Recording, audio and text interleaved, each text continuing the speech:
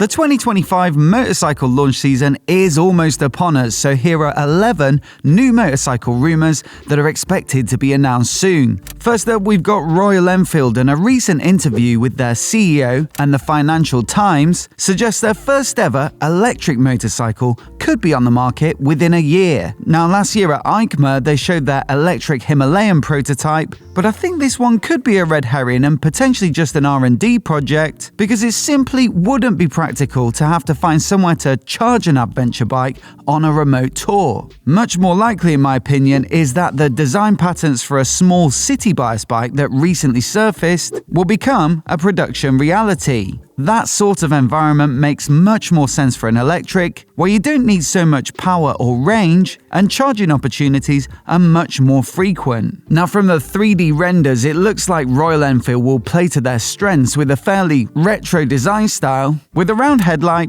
a girder fork, cooling fins around the battery, a traditional tank and side panel shape, and also a single bobber-style seat. Immediately, the Mavic RM1 springs to mind, which I reviewed a year or two back, although that bike had a swappable battery, whereas I believe the Enfield will use a fixed battery and fast charging. On top of that, whereas Mavic are a relatively small brand, perhaps Royal Enfield can use their clout to boost electric bike sales, at least where city riding is concerned. Still, don't expect Enfield to ditch their petrol-powered bikes anytime soon, with plenty of new machines apparently in the works, including this, the Interceptor Bear 650, or so a recent trademark registration would suggest. It's basically a more chunky, robust version of the already extremely popular Interceptor 650, with an upgraded upside-down fork, heat shields on the exhaust, scrambler-style side panels, and wide, tall, braced handlebars. But on top of that, it also looks like there'll be a significant techie upgrade with the round TFT display that they recently deployed on their 450 Himalayan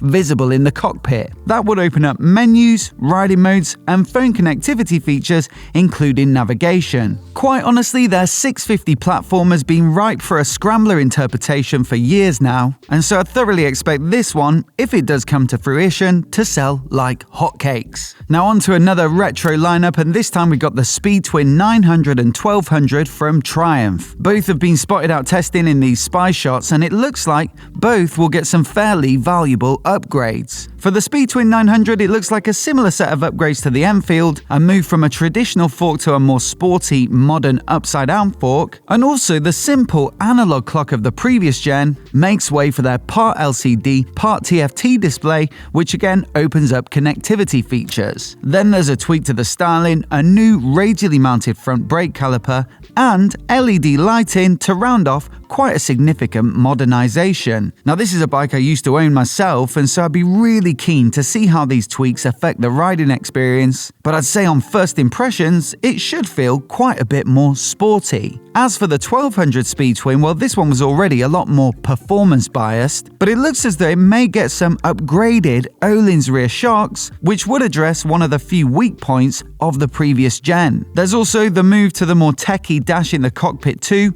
and a bunch of little changes to the visuals. And so while the current 1200 is genuinely one of my favorite retros, I reckon these little updates should cement its place as a top recommendation in that market. Now, at the other end of the price and capacity spectrum, though, we've got Triumph's 400 single-cylinder lineup, which currently consists of the Speed 400 Roadster and the Scrambler 400X. Both fantastic bikes that we've had the pleasure of borrowing this year, and even more models based upon this platform are expected in the coming months. Now, one that's almost certainly nailed on after multiple spy shots have emerged is a fared version of the Speed 400 that's been labelled by the press as the Thruxton 400. In the pictures, basically what you can see is a bike that's very similar to the Speed 400, but with lower bars for a more sporty riding position, and also a fairing that's pretty similar to that of the Speed Triple 1200 RR. As for the other rumoured release, well, it's less clear at the moment, but a Speedmaster 400 Cruiser has been suggested, a Street 400 Sporty Naked, or perhaps even a Daytona 400 to rival the likes of the KTM RC390. In fact, on that rather sporty note, there's news that Ducati are working on a replacement V-twin powered sports bike after recently announcing the final edition of the Panigale V2. Now they say it's the end of the line for their peppy Super Quadra engine, and so your last chance to get hold of one will be with this rather nice looking limited run bike. But a more affordable, perhaps less highly strung replacement is said to be on the way and most likely powered by their relatively modest 937cc Testa Stretta V-twin, which is currently used in a whole bunch of other bikes like the Multistrada V2, the Supersport, the Monster, the Desert X, and the Hypermotard 950. How do we know? Well, they've submitted their VIN formats to America's NHTSA for their 2025 lineup, and the examples given have been decoded by the fine folks at Cycle World and strongly suggest that there's a sports bike in the same sort of power bracket as that Testa Stretta engine in the works. So some nice detective work, and if you want all the ins and outs of their VIN formats, then there's a link to the full article down in the description below. It does sound like a bike that would be highly similar to the existing Supersport given the engine would be the same, but hopefully with the Panigale name on the side of it, the riding position will be a bit more focused, and perhaps the spec and tech a little more premium, along with presumably the price. Now over at Yamaha, we've got a couple of interesting new propositions in the works, firstly with some patent filings that appear to show a high-performance electric motorcycle. There's a motor and battery, of course, with the control unit sat on top, and then the onboard charger is neatly located inside the seat unit. Wrapped around it all, we have a steel trellis frame, bolted to some side plates and a swing arm that would typically be built from aluminium, and then you've got the monoshock on top, a sporty upside-down fork and radial brakes up front, and in one of the images, it's wrapped in a full fairing. The riding position looks super sport-esque with a nose-down tail-up stance, and given Yamaha's vast experience of making quick bikes, this could definitely be one to watch. Perhaps more imminent though is their first bike with their new AMT, or automated manual transmission. They announced this tech a month or two back, which basically puts an electronic actuator on the clutch and gearbox, and so you can either run it in an automatic mode or control the gears through some buttons on the switchgear, but ultimately there's no traditional clutch or shifter. Will it be popular? Well, Honda's DCT system does something pretty similar, and it seems to have sold well over the years.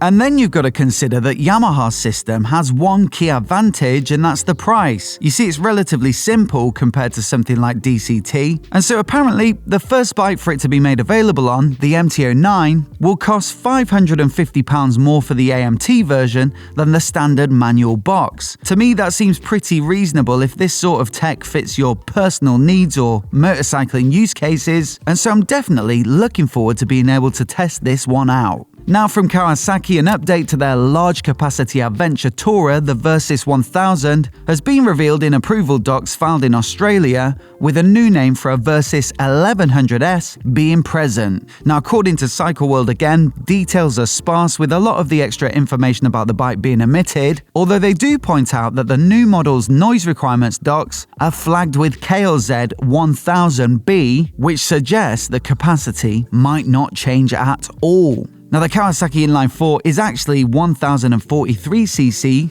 and so it might just be a rebrand from 1000 to 1100 to create the illusion of an update for the new model year, rather than any meaningful improvement to the engine. Still, hopefully, we'll get some more substantial updates to the rest of the bike. Also on the touring side of things, a 1300 version of B&W's excellent R1250 RT has been spotted testing, with the new, more powerful engine from the 1300 GS on board that should give it a touch more get up and go. On top of that, you've got a sharp-looking new styling job, and the bike in the picture also appears to be missing a clutch lever, which suggests it'll get their ASA system, also recently announced and also very similar to the AMT on the Yamaha that we just looked at. Now, with KTM also testing an automatic version of their expected 1390 Super Adventure, this has to be the biggest surprise trend in the motorcycle industry this year. Perhaps it won't be long till automatic motorcycles are as common as automatic cars, but let me know what you think down in the comments below. Would you buy one? or prefer to stick with a manual. Over to Moto Guzzi now, and apparently they've recently renewed their trademark for their California cruiser model, which has been out of their lineup for some time now. Now, manufacturers often keep their legacy models trademarked just for the sake of protecting their brand, but this one has been filed in America, and the rules, I believe, are a little different, where there must be a clear intention to actually use it. If it were to come back, it's been so long since the last iteration that the 1380cc V-twin would need a huge overhaul to meet the much stricter emissions regulations of the current day. Or they could potentially swap it out for something like their liquid-cooled 1042cc V-twin, which was built for the V100 Mandello Sports Tourer and subsequently used in the V100 Stelvio adventure bike. Either way, we'll certainly be heading to the Moto Guzzi stand at EICMA in Milan this November to see if anything actually materializes. One of my favorite middleweight adventure bikes to ride has long been the 890 Adventure from KTM, with bags of fun on the road from its lively engine and a really planted and easy handling feel at lower speeds and off-road. But 2025 could hold a big update, with a 990 version spotted out testing along with a major visual redesign. In fact, we've got a full video all about this one, so I'll put it on the screen now so you can give it a watch if you haven't already to get all of the details. Also, we'll be covering every single major bike that's announced over the next few months, as well as heading to the main motorcycle shows to bring you first-hand walkarounds, so do hit subscribe if that sounds like your cup of tea. And massive thanks for watching today, and we'll catch you in the next video.